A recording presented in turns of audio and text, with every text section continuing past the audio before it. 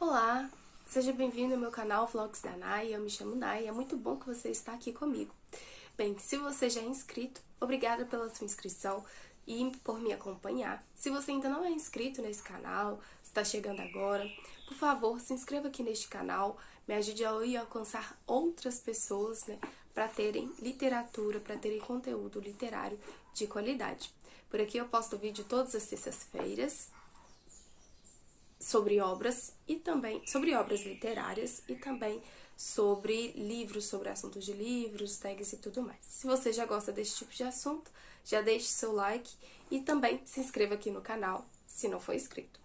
Bem, então hoje nós vamos conversar sobre um dos escritores mais eloquentes, mais lidos deste mundo. Então hoje nós vamos conversar sobre Dostoiévski. Olha só, eu tenho esse livro da editora 34, que tem vários contos de Dostoiévski.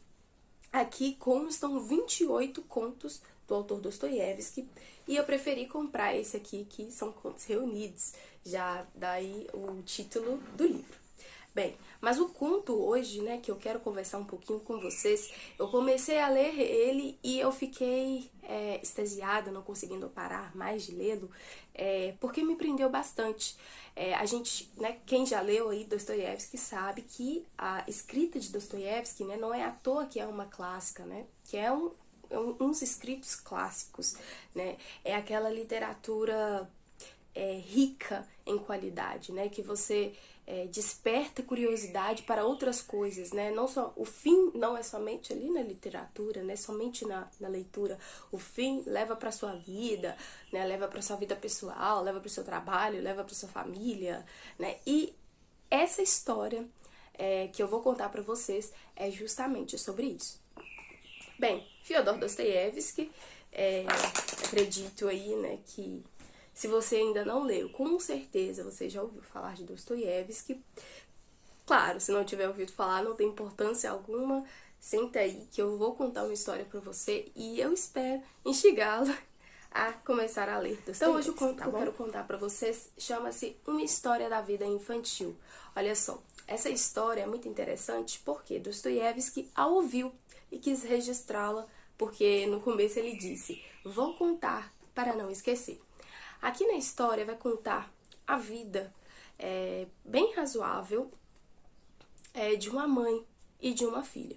A mãe é uma mãe muito pobre, né, tem que trabalhar o dia inteiro, e a filha, né, estuda em uma escola pública e ela vai de ônibus para a escola todos os dias. Eles moram em uma periferia, na periferia de Petersburgo, e fica longe, né, dos centros comerciais e tudo mais, né? E a mãe da menina, né, muito preocupada, porque não estava vendo a menina de 12 anos estudar. Então ela perguntou: Sasha, minha filha, eu não tenho visto você estudar, o que está acontecendo e tudo mais. E aí a menina, né, retrucou, dizendo que estava, assim, estudando, né, que estava se empenhando nos estudos. E olha só o que aconteceu. A menina, em uma certa feita, em um certo dia, ela vai para a escola e não retorna mais para casa. E assim, o motorista volta novamente, mas sem a Sasha. E aí ela envia uma carta para a mãe dela. Olha só o que contém nessa carta, falando, né, do porquê que ela fugiu, porquê que ela não voltou mais para casa. Querida mãezinha, eu fui uma péssima menina durante toda a semana. Tirei 3 notas 0 e menti para você. Tenho vergonha de voltar para casa. Não voltarei mais. Adeus, querida mãezinha, me perdoe. Sua Sasha. E olha só, a mãe dela acabou não indo procurá-la. Ela preferiu ficar em casa, né? Visto que se caso a filha dela chegar, não desse, né, na telha novamente de fugir, já que a mãe não estaria em casa. Então ela preferiu ficar em casa e deixar que o senhor procurasse a própria filha. E aí a menina, né, de uma certa feita, em um certo horário da noite, a menina reaparece para sua mãe, para a alegria, felicidade e descanso da sua mãe. E olha só, ela já vê a sua mãe e já fala: ah, mãezinha, como eu estou feliz de voltar para você. Juntou as mãos, escondeu o rosto atrás delas e sentou-se na cama. A mãe da menina resolveu perguntar por quê, né? Por que que ela fez aquilo? Por que que ela decidiu fugir? O que que deu, né, na cabecinha dela para ela querer fugir de casa, né? Afinal de contas, apesar deles serem pobres, né, delas serem pobres, não tinha razão, porque afinal de contas, se havia pobreza dentro de casa, na rua não seria diferente. Na verdade, seria até pior. Haveria perigos e tudo mais. Jovem Sara, a pré-adolescente Sara, disse o seguinte, né? Que não pensei como seria depois. Ela só estava pensando naquele momento, né? Naquela fuga, aquele desejo de fugir de sua mãe, para não dar explicações sobre os seus estudos. Ela vai contar, né, que ela tentou se esconder em alguns locais. E ela tentou se esconder, pelo que eu entendi, em alguns vagões de trem, né? Só que teve um homem lá que começou a falar com ela, né? Onde está se enfiando? Esses vagões carregam mortos. Ao ouvir aquilo, dei um salto e vi que ele se aproximava de mim. O que era aqui?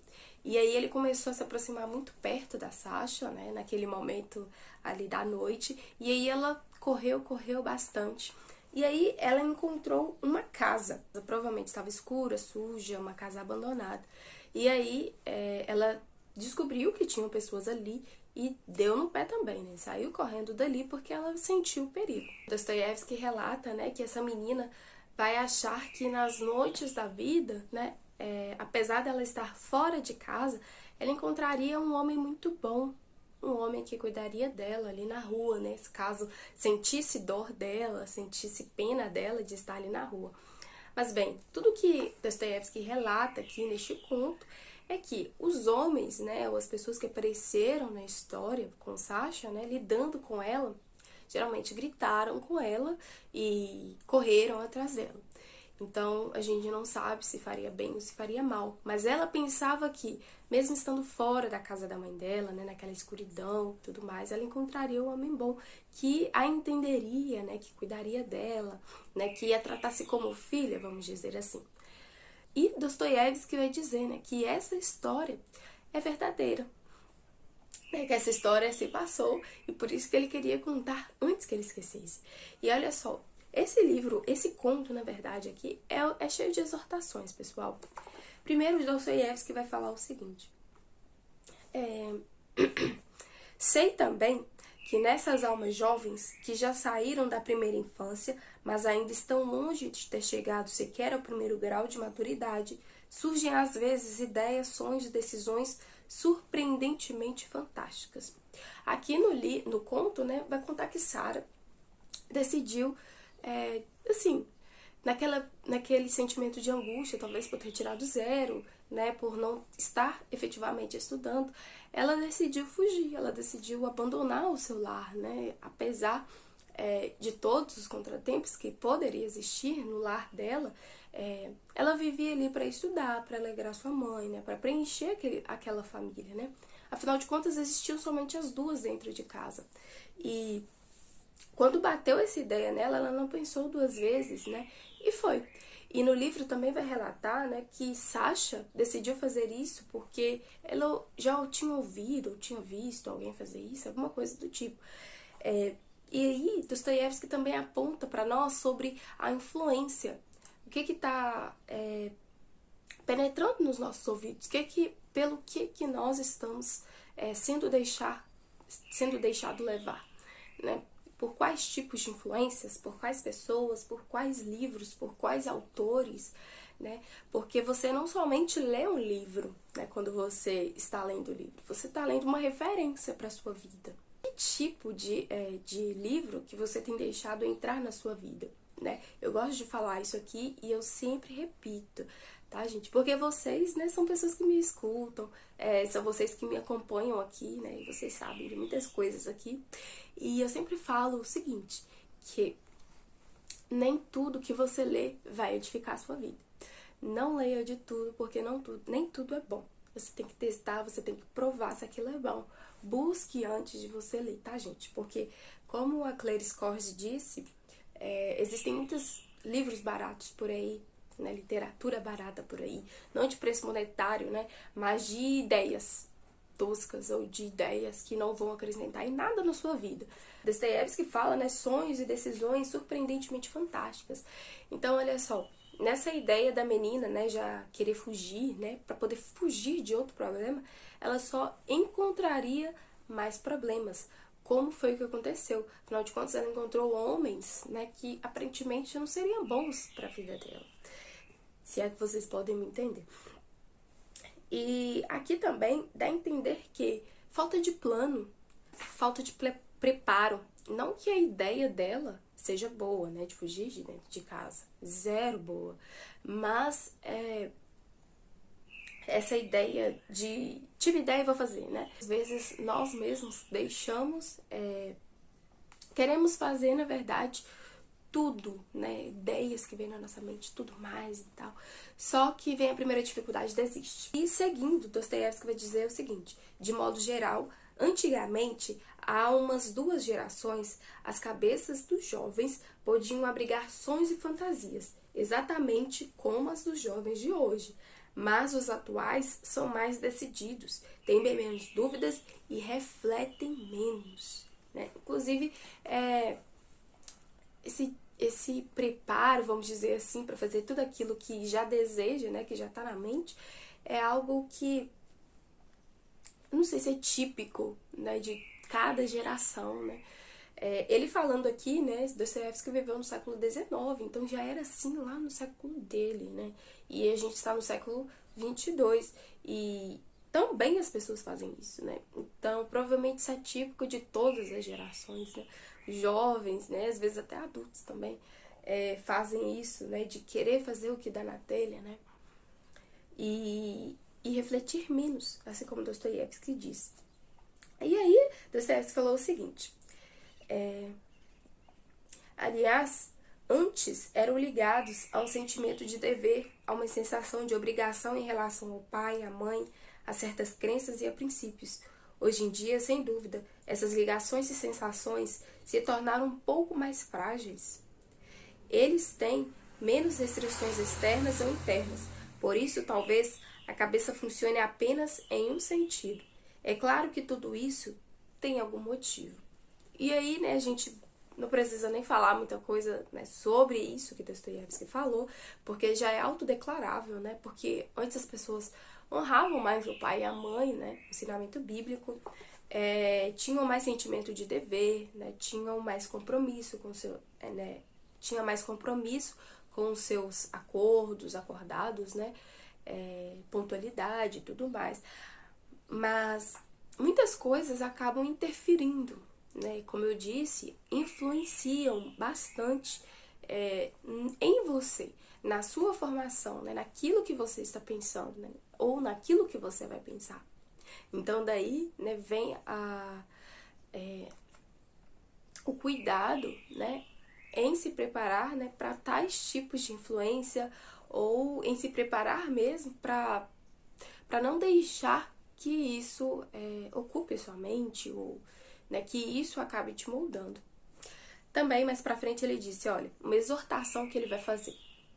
O mais importante é que não se tratam de casos isolados que ocorrem por tolice. Repito, essa idade extremamente interessante requer atenção especial dos nossos pedagogos, tão ocupados com a pedagogia, e dos pais, tão ocupados hoje em dia com tantas coisas e não com coisas certas. E como é fácil isso acontecer, ou seja, o que há de mais terrível e ainda com quem?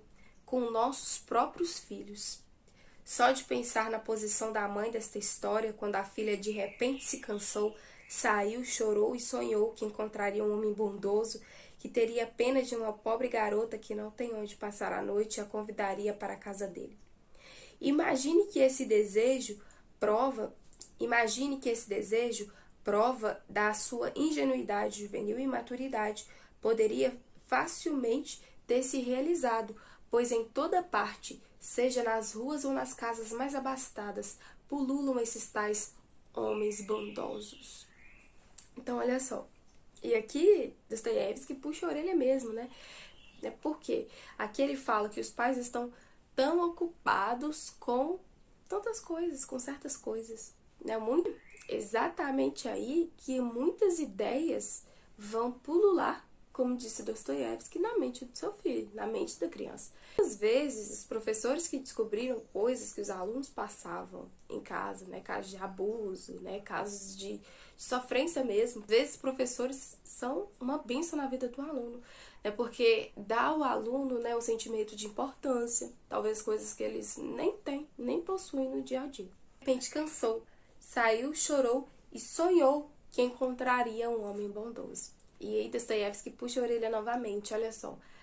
Não basta não basta só na rua. Muitas vezes dentro das casas também estão lotados de homens bons, né, que querem fazer coisas boas às menininhas. Mas e depois, no dia seguinte?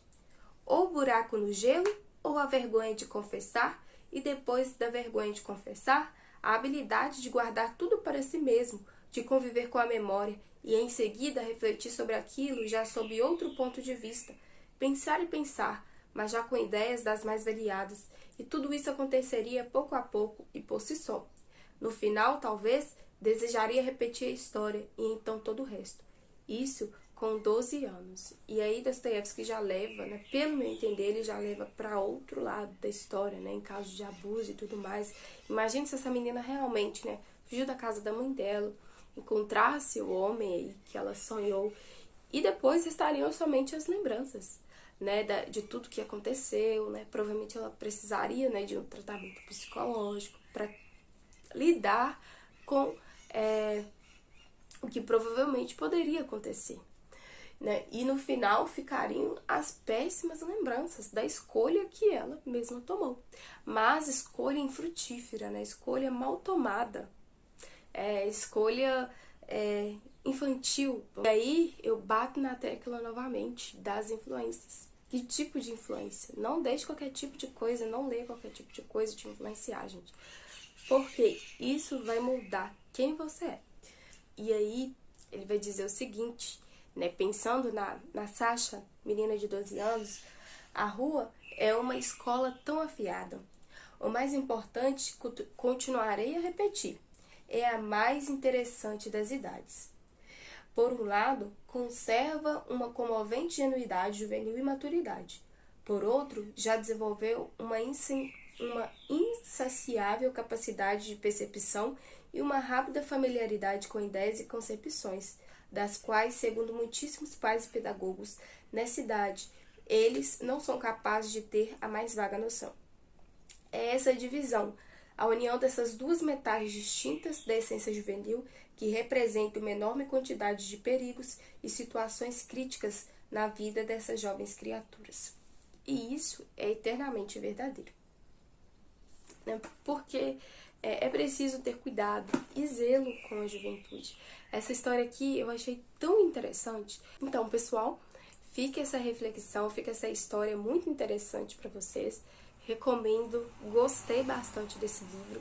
E olha só, Dostoiévski, né, é um dos escritores mais lidos no mundo. Escreveu aí seus escritos por volta do século XIX e seus escritos estão vivos até hoje, gente. Prova de que literatura boa dura e dura bastante, tá bom? Então, tá aí a minha indicação de livro para você, de conto também, para você ler. E com certeza vou trazer mais contos aqui de Dostoiévski, tá? Vocês vão ter que me aturar aqui, de Dostoiévski. E, gente, esse foi um vídeo, eu gostei muito de fazê-lo e eu espero que vocês tenham gostado também. Deixe seu like, compartilhe com seus amigos que gostam de livros, se inscreva no canal se não é inscrito. E você que já é inscrito, obrigado pela sua inscrição e certifique-se se você também está com a sua inscrição ativa, tá bom? Fiquem todos com Deus. Até o próximo vídeo.